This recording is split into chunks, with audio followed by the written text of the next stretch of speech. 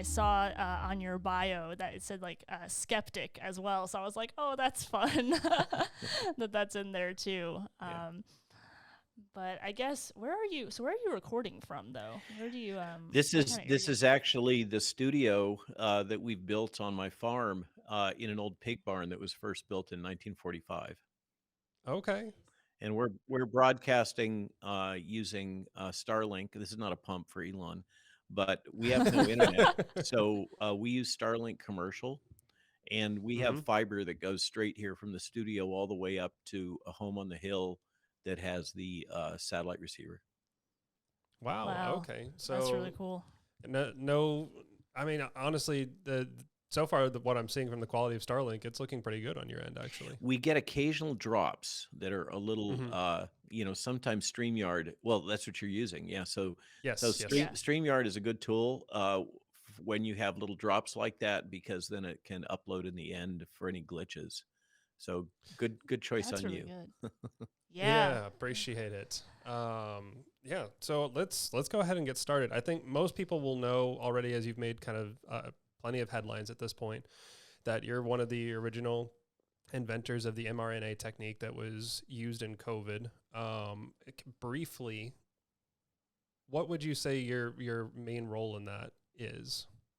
I was the person who originally came up with the idea and did the original proof of concept, wrote the original patent invention disclosure, and then wrote a series. I spent days together with a high-powered San Diego lawyer going over all the potential implications and applications, and that was the basis for the subsequent 9 patents. When I got into this, I was quite facile with making RNA, which is an art in and of itself, from tissues. And there was no standardized way to make large quantities of RNA, purify it. It wasn't really understood what elements, genetic elements, were necessary to make an RNA both stable and readily translated. And there was no common, efficient reporter system used. Now, I pioneered the use of of luciferase for that, and that's still what Pfizer used, for instance. And um, all the nuance of the structure of the thing, the importance of capping, and then the reduction to practice first in a myriad of cell lines, everything I could collect at the Salk Institute, then in frog embryos and chick embryos.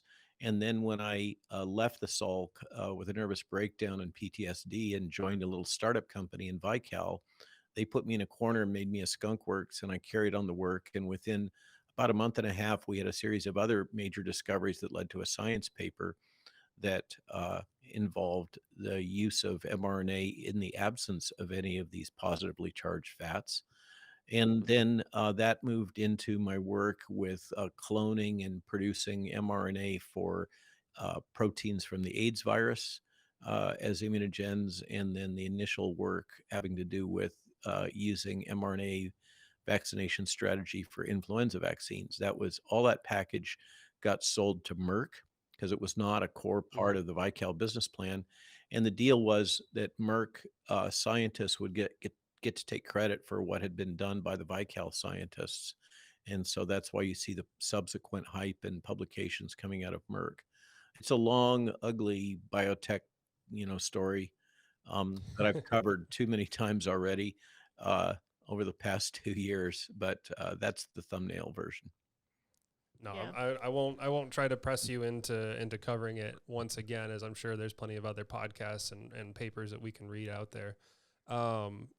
Initially, at the concept of the mRNA technique, what were the possibilities you foresaw it being used for? I believe I read that initially it was for cancer research. No, wrong, Was my understanding? wrong. No. Okay. No, that's the storyline produced by the people that came about a decade after me, Kariko and Weissman, Mm-hmm. and had sought my advice when they launched that program. No, uh, I was seeking to be, as a 28-year-old, seeking to become an MD gene therapist, working on the leading gene therapy technology at the time, retroviral vectors. And this was just a way to ask questions about how the RNA of a retrovirus gets packaged. And one thing led to another, and I found myself inadvertently doing non-viral gene therapy. And then because I was pretty rigorous about characterizing how much protein was being made, which the answer is very little, uh, um, I became very aware that this was not going to be useful for any of the classic gene therapy applications. So, what are you going to use it for? In a separate line of research, the postdoc that was mentoring me at the bench, Dan St. Louis, had an experiment involving transferring foreign genes into mice, and the mice would stop producing the foreign protein after about 2 weeks. I'm the one that figured out that the problem wasn't a genetic element, but rather it was the immune response against the foreign protein. And so, with these two things in hand, when I had the data that showed that this was working very slightly, a very modest amount of gene polynucleotide transfer, RNA transfer, and protein expression, the obvious application was something that wouldn't require much protein. You were never going to cure cystic fibrosis or muscular dystrophy using this tech because it doesn't work good enough. And so, having come, really, I cut my teeth in an AIDS lab beginning in 1983, the very beginning of AIDS, that then became a major focus in vaccine development. So I'm very familiar with vaccine development, familiar with the application space, had worked in influenza at Northwestern. And so when I filed the patent applications, the initial one was for using RNA as a drug in general, and then for using, among other things, for using RNA to produce an immune response in various animals. And that has a whole bunch of derivative applications having to do with monoclonal antibodies and, therapeutics and all kinds of stuff. So that's where that all comes from. And at the same time, we filed patents on antisense RNA and circular RNAs and ribozymes, and there was a lot of stuff going on in the RNA world at the time, and because of this, I really found myself way out on the front edge. Um, I was just in Stockholm 2 days ago, and Mhm. reminded that I was called to visit the Karolinska in '94, I think it was, where I interacted with Dr. Peter Lillystrom, who was a pioneer of self-replicating RNA, and we discussed all this. Peter uh, sits on the Nobel Selection Committee, and he was the one that counseled me a couple of years ago that I really didn't have much to worry about with all of this effort to market Carrico and Weissman for the Nobel. He said that the committee had already looked into that and that wasn't going to happen. So that's, it goes back a long way. I've been doing this for a long time, and always been very aware of the limitations, but also the toxicity. The reason why I stopped working in catadic lipid delivery with RNA or DNA was because after synthesizing many, many different compounds, we have many other patents other than these 9 core patents. We could never overcome the toxicity in animals. And we assumed that it had been overcome when they deployed this. But in fact, it's quite clear now in retrospect that that was a false assumption. I'm choosing my words. When you say deployed this, are you referring to the COVID-19 vaccines? Correct. Okay. Now, there's one that we can certainly talk about, and it's been hashed out over the past couple of years. So 2019, we get word from China that there's a virus that's spreading flu-like symptoms. Yeah, that timeline is a little tricky. Mm-hmm. I could say for sure, I got notified by Dr. Michael Callahan, who just put an op-ed in the New York Times, a former CIA officer who I understood to be in Wuhan at the time, called me on January 4th of 2020, telling me that we had a novel coronavirus that looked like it was um, uh, going to be a public health problem. And in terms of when China was really aware of it officially, that's a little cloudy right now. But when it entered the population, that's also cloudy, and it certainly is remarkably coincident with Event 201. It's in the fall of 2019, if not earlier. And there's evidence suggesting that it may have entered the population even earlier than fall of 2019. So that whole timeline you just quickly clipped over, I think, is a great big hot mess, and that we may never get to the bottom of. Oh, I don't doubt it'll be difficult to get to the bottom of it. I even have a friend who was in China in January, February of 2019, and said her whole family and them all came down with flu-like symptoms that lasted at least a week to 2 weeks. They couldn't pinpoint what it was. Medicine wasn't working.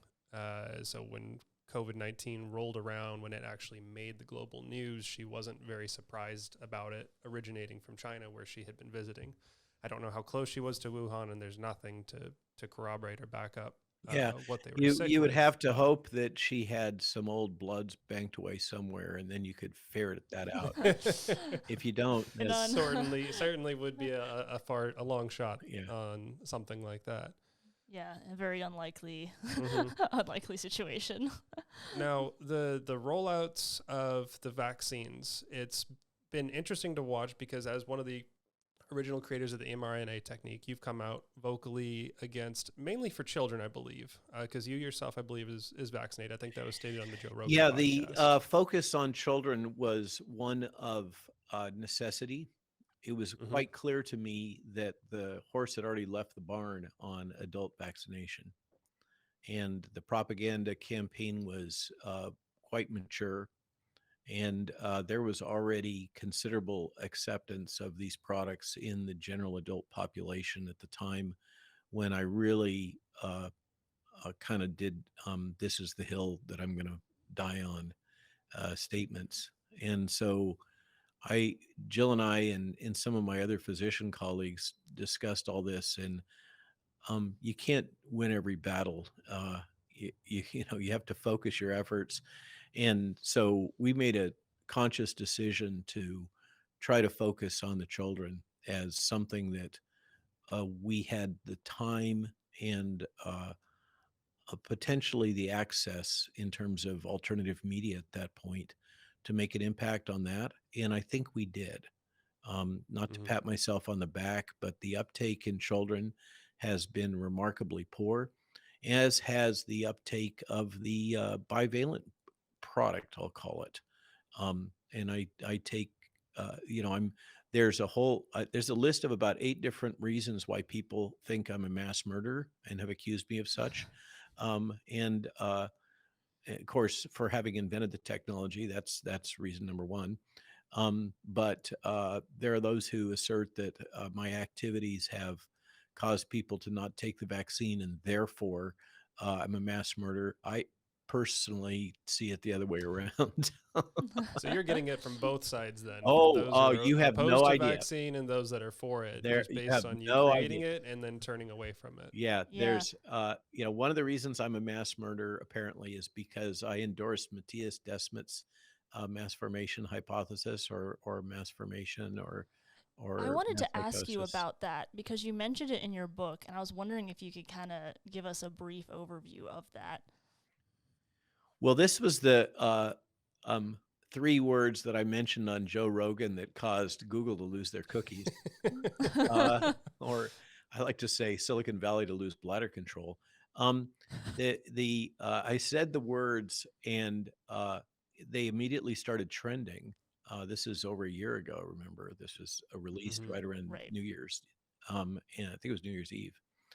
And um, there, as I discussed then and had in multiple prior podcasts, what this is the work of Matthias Desmet. It's not my work. I'm a student of Matthias. I've met him. I've hung out with him. We've drunk wine together. I've visited his house, etc. We're buddies. But all that aside, I want to acknowledge it's not my work. It's not my theory. It's kind of important to me to give credit where credit's due. Sure. So Matthias is I think he's a clinical psychologist at University of Ghent, full professor.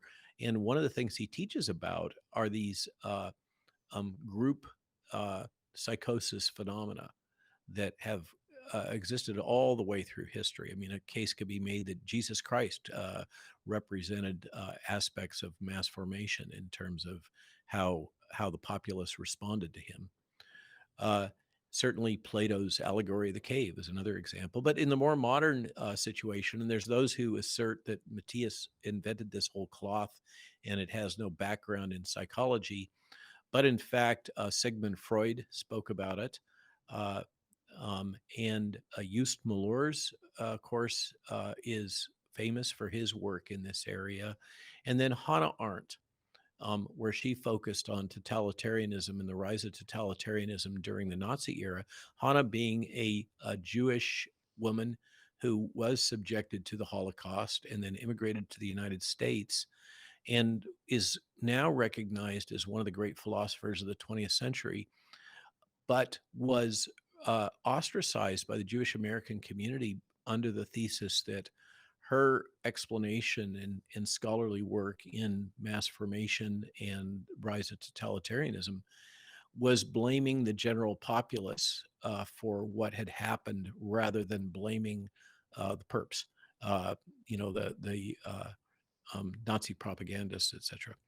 And and fascinatingly, modern Jewish community, some subsectors here in the United States, have raised exactly the same arguments against Matthias and have functionally made it so that I can't even hardly talk about it anymore.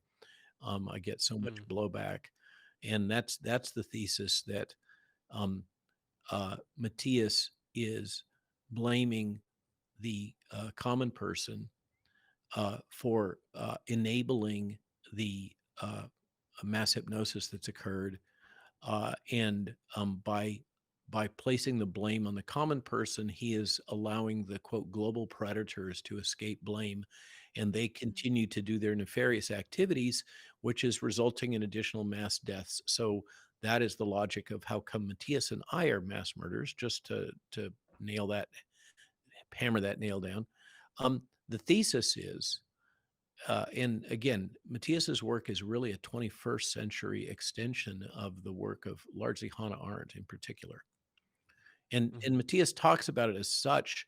He, as time progressed during the outbreak, here he is a specialist in this kind of phenomena, and he's not even aware that it's happening in the present.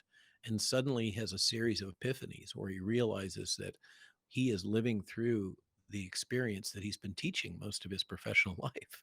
Mm. The thesis is that when people, when a society begins to fragment socially, so that we all become isolated from each other. Of course, in the modern era, in 21st century, we have electronic tools that are really accelerating this process. So people become socially isolated. The typical obese young man in the basement of his parents' house is one stereotype, but it occurs all the way through our society. You can see the obsession over the cell phone and um, TikTok and all those things that keep us apart from each other. And when they become isolated like this, they become anxious. And there's a number of other factors that Matthias talks about, such as bullshit jobs, his term. And I can tell you in Belgium is full, where he works, is full of bullshit jobs. It's a socialist country, and the vast majority of the labor force essentially does non-productive work. What type of jobs? Could you give an example of one or two? Clerical, in particular, all kinds of stuff relating to the state in clerical activities, um, administrative activities, etc., is kind of what Matthias is. Things that don't give you a sense of value at the end of the day. You don't come home. Like, for instance, I used to be a carpenter, and I still am a farmer, and I can tell you when I go out there and whack nails. Or put up a piece of fence or whatever. At the end of the day, I Mhm. have a sense I did something, right? So this is the difference between the physicals and the virtuals. To read ahead to the modern synthesis that many people are promoting. So Matthias's thesis is people become isolated. They lose connection with the world around them. They develop free floating anxiety because the world doesn't seem to make sense to them. They have lost their connectivity to other human beings and all the important social things that come with that. And then as they develop free floating anxiety, that transforms into free floating anger. I'm simplifying this. And then that anger, which by the way, I sense it deeply right now. there is a lot of anger right now that's free floating, looking for something to direct itself towards as people are waking up to what the government has done to them. But you have these conditions, and when those happen, it becomes very easy for either uh, some of organic, let's call it organic events, something that arises spontaneously within the population, or a directed event. In other words, some group may target an outgroup. So, notably, the Nazis used that strategy. And a case could be made that one of the organic predecessors that existed prior to the rise of the Nazi regime in Germany was, of course, hyperinflation. And my Bitcoin buddies love to make the case that in almost every one of these major events, they've been preceded by a period of hyperinflation, which causes people to lose faith in the society because the very underpinnings of society seem to be no longer working. And so when these conditions arise, then it's easy for a population to become fixated on one thing. One, it will relieve their stress. They're having all this internal angst from what they're experiencing, their fear. Nothing can be resolved. And then an event happens, or a individual or a group are targeted, and suddenly they have a thing to fixate their anxiety on, and they become obsessed about this. And when this happens, that can be manipulated and directed. And a a case could be made, if you want to go down conspiracy lane, that the COVID crisis absolutely fits in a playbook that involves. It sounds like somebody's dog is objecting to sonic. He's objecting to the probably a fire siren. When this happens, people can be powerfully manipulated and are readily, basically hypnotized. With If you bombard them with messaging, they will become fixated on that messaging and on the scapegoat that is identified. And we saw this working in the psyops. Again, this all weaves together. We have all been subjected to 3 years of military grade psyops using technologies, information warfare technologies, fifth generation warfare technologies that were designed for the fourth generation incursion forces, like in Afghanistan, Syria, and Iraq. The tech that was designed to resist those insurgencies, which I make the case the United States military has never won one of those insurgency battles. We could argue about Nicaragua. Um, and that tech that was designed to um, manipulate the thought, emotion, minds of adversaries, foreign adversaries, was deployed um, throughout in particular, the Five Eyes Alliance, which is Great Britain, United States, Canada, New Zealand, and Australia, to control information and control the thoughts and beliefs of people, to get them to accept a unlicensed medical product, accept, compel, and then eventually coerce and mandate. So, all the precursors were there. You can see them in retrospect. And then these technologies, military grade technologies, were deployed. And just to kind of cap this thread off, because it weaves into both of these issues, and it's kind of important right now, in my opinion. There is a school of thought, a tendency to hate those that have persecuted, let's say, those of us that are awake, those of us that were resistant to the mask mandates and the lockdown mandates and the jabs, forced jabs, all that kind of stuff. And you know who these people are. I mean, Lena Wen is a poster child. So is Peter Hotez. Much of the entertainment elite were paid to do this. And,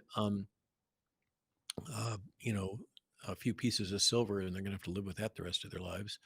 But um, this was done to people using advanced military grade capabilities, as we see in the Twitter files, all the censorship, everything.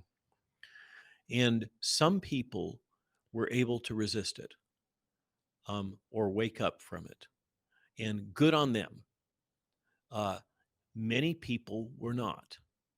And should we hate them because they have succumbed to military grade psyops that was perpetrated on them? I argue no. I'm not saying that we should forgive Tony Fauci or Deborah Birx or Lena Wen, for that matter. But I am saying that for your mother, your uncle, your coworker, the poor soul, the expat Californian that's in the grocery line with their nose funnel on, we don't have to hate them. They're victims. And if we take that attitude, then we can have an open heart and try to share truth with them and bring them over, because we're never going to bring them over that persuadable middle if we approach them with hate. So that's the end of my rant on that. Right. I think you made a good distinction, though, between like your aunt and your uncle and then someone like Dr. Fauci, who was very involved in pushing this enough to say that he was the science. A very, very bold I'm statement. convinced that Tony Fauci is highly likely to be a deep intelligence community. People grossly underestimate who he is and what he represents. He has been managing. The reason why I got the big boost in salary that everybody likes to talk about is because he took over the whole DoD biodefense enterprise. He basically made a case to Congress and the executive branch that the DoD were a bunch of klutzes after the anthrax attacks, and that the NIH and NIAID in particular was so much better at product development and managing these things that all those funds ought to be transferred over under his control. The DoD, by the way, has not forgotten about that. But that's what he is. He is the king. He has been the kingpin. He's been the czar of the entire biodefense enterprise across both HHS and DoD and the intelligence community. I've dealt with a lot of intelligence agencies, agents over the years. They are trained liars. They're very adroit at lying, and Tony Fauci shows all the signs. It's so weird though, because when I look at him, he seems, and this is just kind of my perspective, he seems pretty arrogant, like right off the bat. You think? So to me, it's not really difficult to be like, maybe this guy would lie. But I'm gonna ask you a question, and you can decide whether or not you want to answer it. But Tony Fauci, like, he stepped down. Do you have any idea why he would do that? Like, given what you've kind of said. I think that we may never know. I guarantee Tony didn't give up power because he wanted to spend more time with his family. It may be that he has an upward path for additional power with World Health Organization or Bill and Melinda Gates Foundation. I'm speculating. He could have. There could be 8 different ways from Sunday why Tony decided that was the time to jump, and it could be a sum of many of those reasons. And I suspect that things were getting so hot in the kitchen that it was just getting time for him to quietly, as best as possible, scoop up his winnings from Rick's Cafe and move on to the next casino. Yeah, I guess you're right. We probably won't ever really know, but I did find it very interesting. But Connor, I know there were some more things that you wanted to get into. Maybe a little bit of something about Project Veritas. That would be the timing of this meeting is. I'm doing nonstop hits on Veritas today. Today is Veritas. Oh, we hate to make you repeat all of it, but we are very curious about it. Yeah, well, I mean, I'd be curious about your involvement with the interviews with Veritas. So they reached out to you leading up to them, as they got this lead with Pfizer, or after the fact? So I'll just briefly cover the chain of events. Mm-hmm. Uh, 2 nights ago, I landed in Dulles, coming back from Germany by way of Vienna and London. So I've been out for a week over in Europe. Uh, so we hit the tarmac about 10. We're home around 11 midnight or so. Wake up in the morning, and as I recall, about 10ish, I get a ping from Veritas saying, "Dr. Malone, would you be interested in giving us a comment on our latest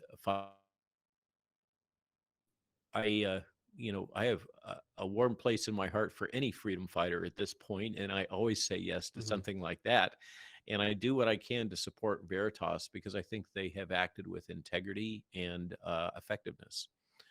They do use honey trap technology that is not kind of how They I like do. to do things, but that's James O'Keefe is quite clear on that. There's in their world they have to deceive in order to catch deceptors, Mm-hmm. and that's just the Faustian bargain that he has chosen. It's not my style, but it's what Veritas does, and they've been very successful. In this case, it was by the way, a male identifying as a male Mm-hmm. that just to get California on you. Um, I think he probably used the pronoun he. I know he did. Um, so uh, he apparently is an ex-Pfizer employee, and it would appear that he was able to engage with this worldwide director of mRNA strategy I for believe that was Pfizer. James Tristan. Is that right? Yeah, and there's a lot of chatter. His everything about Sorry, him has been Jordan scrubbed. Tristan Walker. Everything about him has been scrubbed on the internet. Even the Wayback Machine Yes. has been cleaned. Um, Really? yep, and that happened within hours. So that's a fascinating secondary story. I get the call and the email. I I chat them up and say, yeah, what can I do for you? And they send me a link to a embargoed video clip, Mm-hmm. and so I view that. I'm stunned. Um, and then we do a Zoom hit, which they record, and then that's the highly edited commentary that is included from me in that overall production. Then Okay. they ask if I will sit in on their Twitter Spaces starting at 9 last night, and I sat in until 11, and then still being having my brain somewhere over the Atlantic. I was kind of like, I gotta go to bed, guys. Um, but uh, um, very active discussion. Over 17,000 people, I'm understanding, was on that Twitter Space call. So that's one of the largest ones that I've been in. Um, and and of course, it drops at about 7:30 that night. I I had done my best to kind of promote that something was going to drop. It was embargoed, so I couldn't say what. I got a call Right. from Steve Kirsch, who's trying to pick my brain as he does from time to time. He really wanted to get out of me what was in it, and I was like, "No, Steve, I'm sorry, but it's You embargoed. resisted. You You're gonna Can't resisted. do it. you're gonna have to watch the video same time everybody else does." He thought he could get the inside scoop. Bless him. But yeah, Steve is a friend, but he can uh, he's a little hungry from time to time. Uh, so Understandable. so Yeah. that's yeah, he has a man on a mission, by God.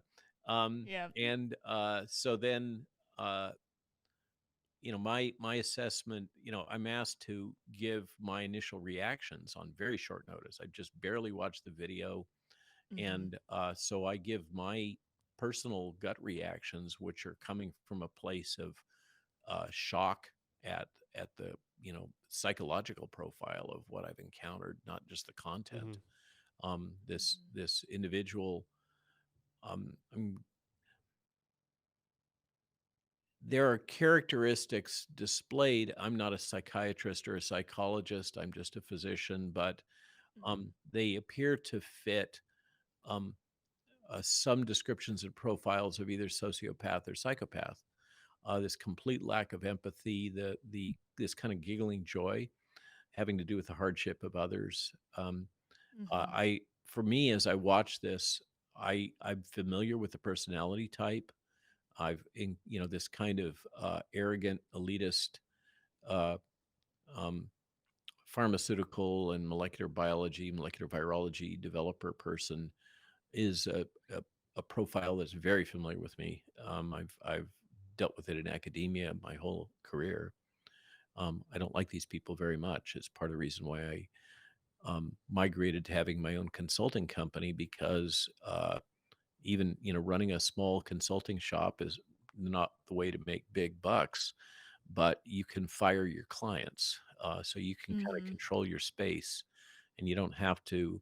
I love this book from a professor at the Harvard Business School, the title of which is "The No Asshole Rule," and so that's kind of how I've run my consulting shop for a long time, is not letting these kind of people into my life. But this is clearly an example of someone, a Mm-hmm. young physician, full of hubris, uh, with apparently no moral compass, uh, spouting off incredible things with evidently very little understanding of immunology, and as I said, apparently no moral compass.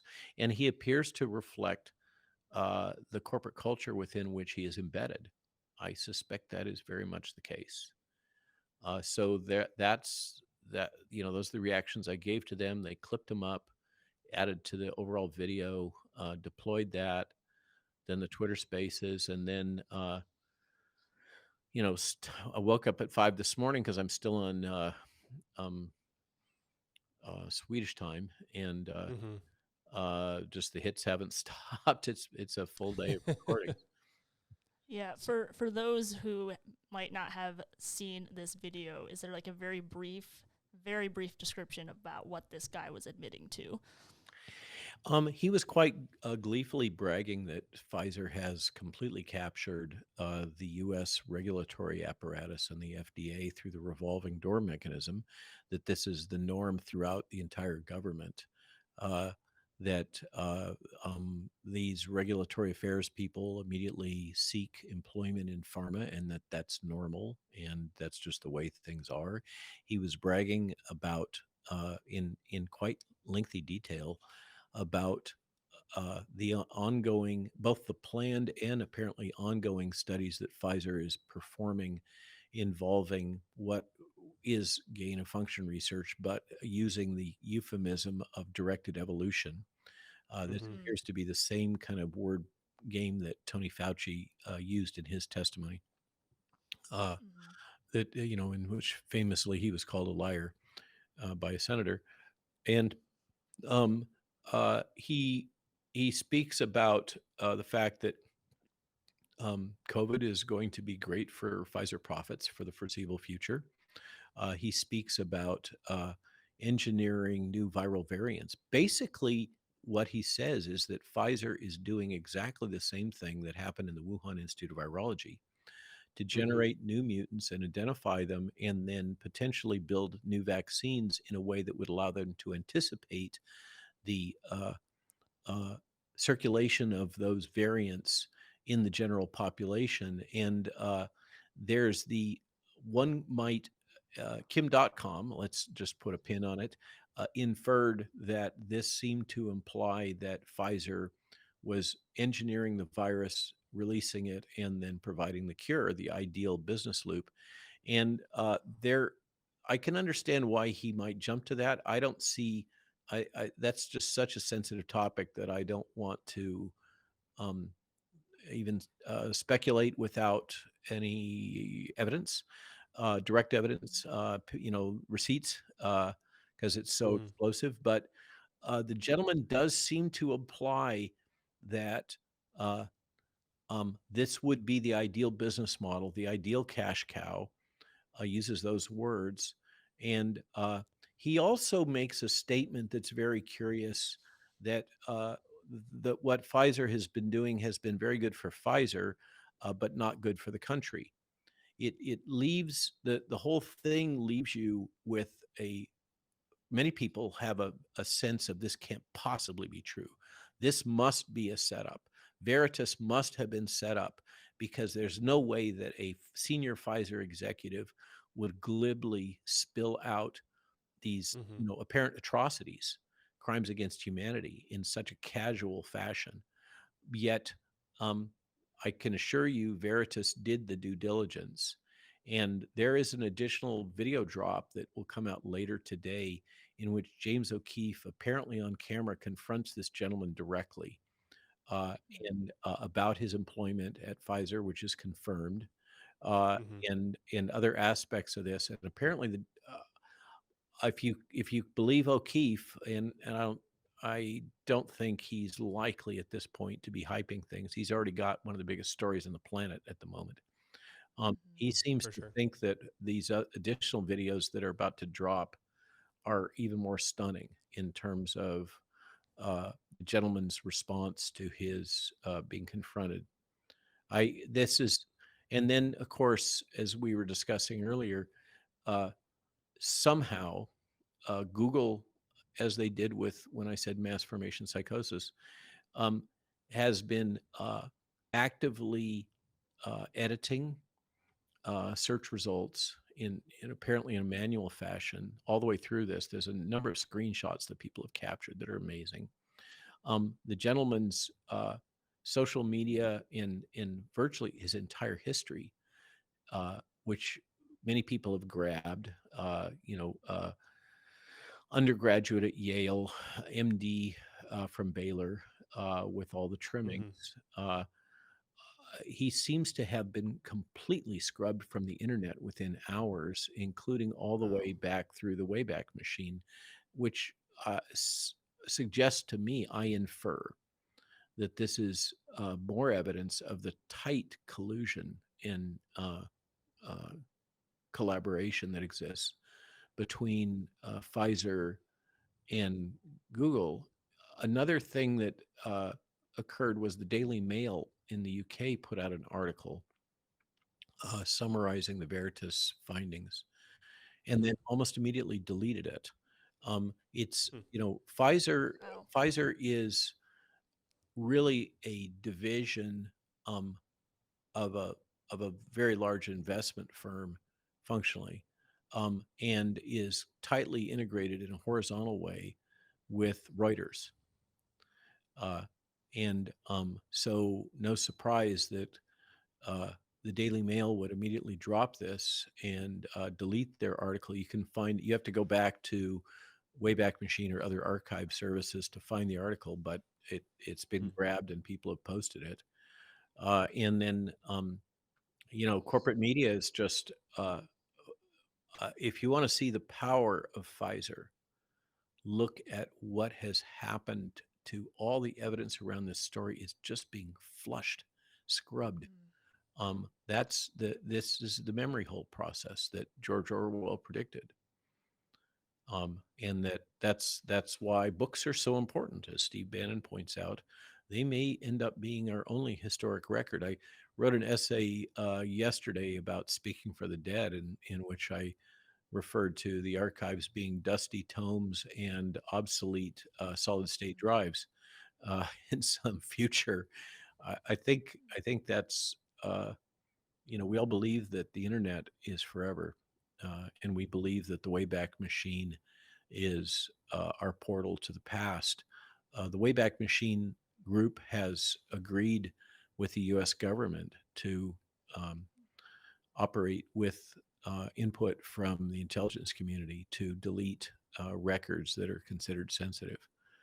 For instance, they deleted records about the Hunter Biden laptop stories, and then Right. when those became apparently true, they were caught putting them back in. Interesting. Interesting that it feels like we need archive machines and sites for the archive Yeah. one. And then who owns the archive machines? This is one of the other Yeah. paradoxes. This is why it's so important, by the way, this lawsuit against Google to break its ad monopoly. Mhm. Google completely controls the advertising market, which is why there's just no oxygen for the likes of you. You've probably seen that little clip where it compares a conservative podcaster and a progressive podcaster in terms of their sponsorship.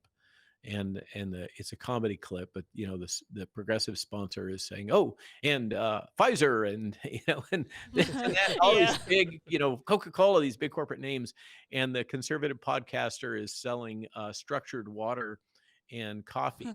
And ExpressVPN. Pretty much every single conservative Yeah, ExpressVPN. and merch. Pretty much. Yeah, so Yeah. this is the amazing thing to me is how much of this was predicted by Huxley and Orwell in Brave New Mhm. World and 1984. Yeah.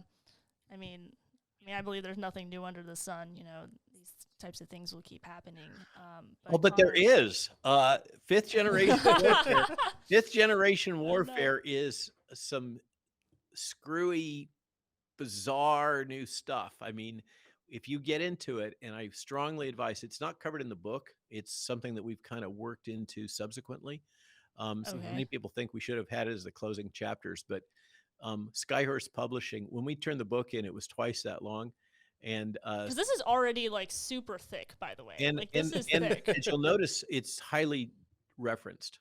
Mm-hmm. I'm not putting in a bunch of speculation about what I think Klaus Schwab eats for breakfast. Um, Yeah. it's highly detailed and it's highly referenced and cited, but it was quite a bit longer, and they really hacked and slashed it to get down to that. Tony Lyon's comment was, "Well, at this length, it'll make a great doorstop, but nobody's going to read it." Well, So that means there's going to be a second book, right? Because you have to well, fit all the the problem rest. is that everything is moving so fast that we thought we fair. would take the chapters that were deleted and put them out as a supplement, and now it's like everything, all of that stuff, who would read it in the face of the essays we're putting out today? Mm-hmm. But it was fifth gen warfare that I lectured on in Stockholm, and it woke some of those people up. I didn't pull my punches, and um, I strongly recommend that your viewership invest the time, get Michael Flynn's new book, get the Mhm. book 5GW. It has nothing to do with cell towers. That's you can get as a Kindle book on Amazon. Our Substacks, which you don't have to pay for, you can just read. And a good one to start with if you want to just kind of bend your mind wide open is the article that I put out, Twitter is a Weapon, Not a Business. And if you work yourself Yeah. through that one, you'll understand that Arab Spring was nothing like what you thought it was. And then um, there's a lot of, I think there's 5 or 6 that we put out now, and that is going to be a component of the book that we're working on right now. Yeah. No, we encourage our audience, because we're called resident skeptics. So we encourage our audience to try to look at things for themselves and Good come for to you. their own conclusion. I argue but- that is the single thing that will protect us in this generation and the future. People have got to stop being intellectually lazy. They have to think for themselves. They have to triangulate truth. And the rise of independent media, the alternative media, is Mhm. breaking the back of corporate media. That's sure as hell my mission.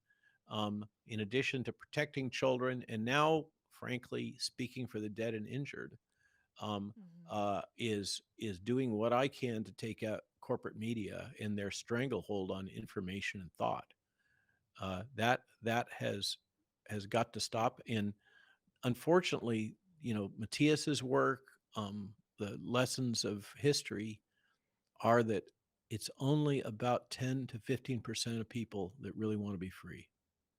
Mhm. And that's just a harsh reality. Being free is wicked hard.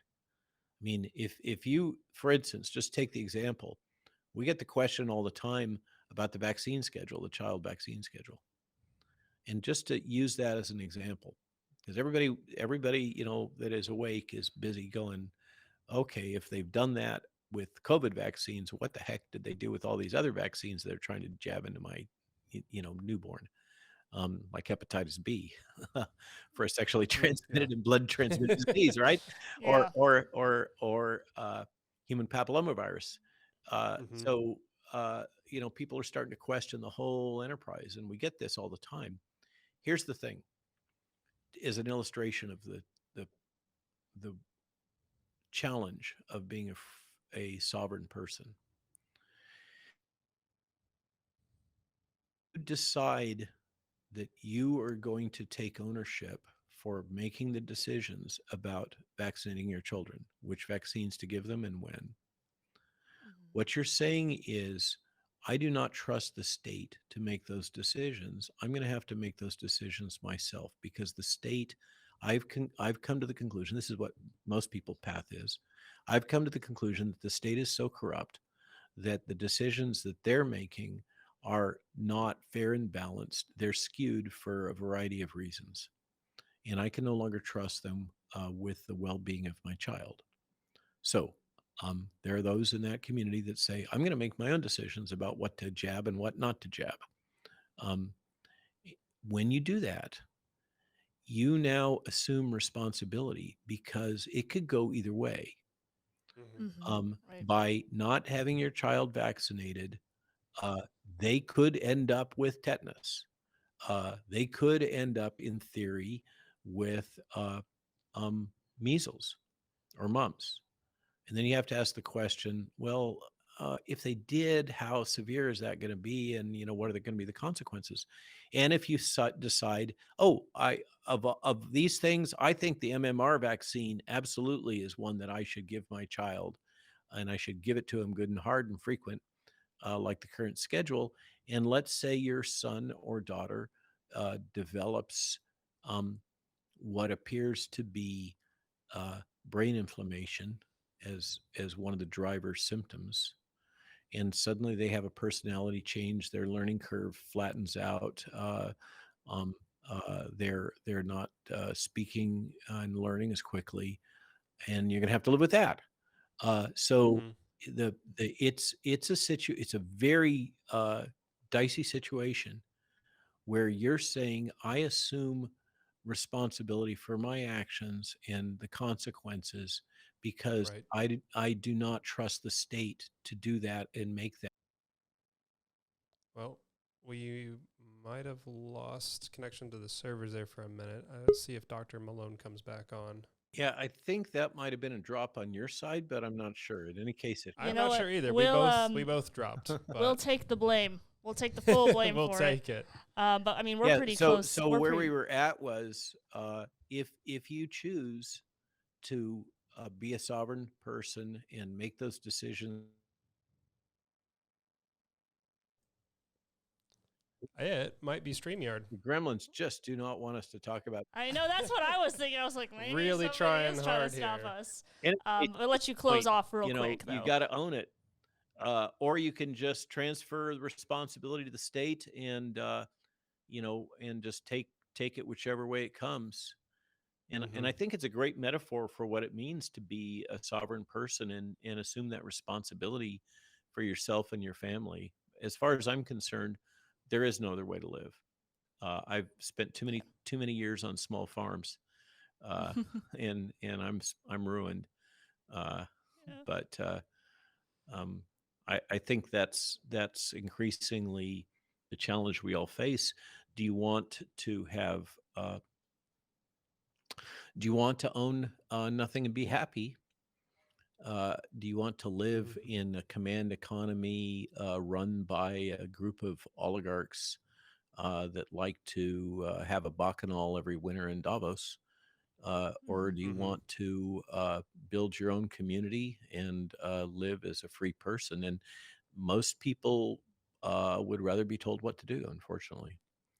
Yeah, I think you bring up a great point, and I think this is where we're going to end, because I think that's sweet. That's good right there. I think it's a perfect ending. Yeah. And we'll put everything that you've talked about, we'll put in the description for our viewers. But Dr. Malone, We really appreciate the time that you've given us and your insight, and best of luck with all the stuff that's going on, and with especially with Project Veritas, and I'm sure there's a lot coming your way, good and bad. I'm sure you got a few busy weeks ahead of you as this yeah. continues. Well, thanks for reading the book. And let me close on one thing that is a message I've been giving out a lot. None of us have to be victims.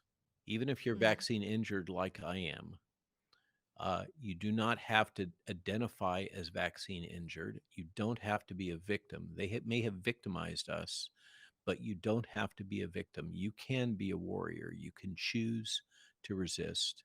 You can choose to work for a better future. And as far as I'm concerned, that's the only choice to make, but it's your free choice. Love it. Agree. Dr. Malone, thank you so much for your time. Be good. Thank you very much.